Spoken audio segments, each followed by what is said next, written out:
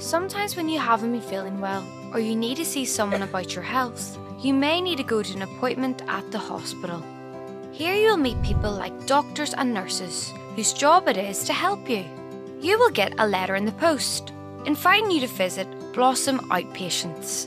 On the day of your appointment, make sure you leave with plenty of time. The only thing you need to bring is your letter, so it's easy to remember.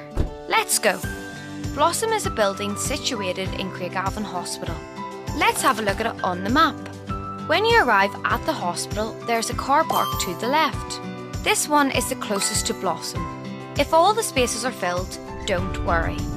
You can see there are lots of places to park around the hospital, so there will be a space for you.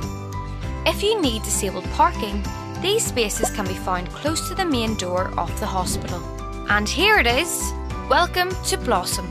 This is the building you need to go to. When you arrive, you may need to wash your hands, and you may also see people wearing masks. Your grown-up may also be asked to wear a mask while inside the building. When you walk through the doors, you will see the reception, and here you will find the admin team. Let's look at their fact file.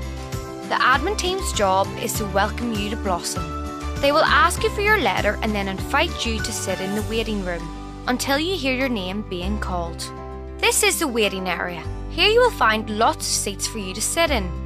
After a short time, you may see a nursing assistant who will call your name. What is their job? Let's have a look. The nursing assistant will bring you to somewhere called a treatment room. What does it look like and what will you find in there?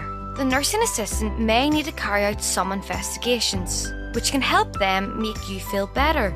Here are some of the checks they do. They may ask to measure your height and weight. To work this out, you will be asked to stand on a scale like this. The nursing assistant will move the marker down to the top of your head and record the numbers. Other tests you may have undertaken can include a urine sample or a blood sample. These tests, however, are not carried out on everyone and only needed if you have a condition for which they are measured regularly. You have been brave! Once you're finished, you go back to the waiting area to relax. You may have to wait here for a little while. Then your name will be called again, and you may see a doctor or someone called a specialist nurse or allied health professional, such as a dietitian. Here's how you can identify them. They will have a chat with you and let you know how they're going to make you feel better.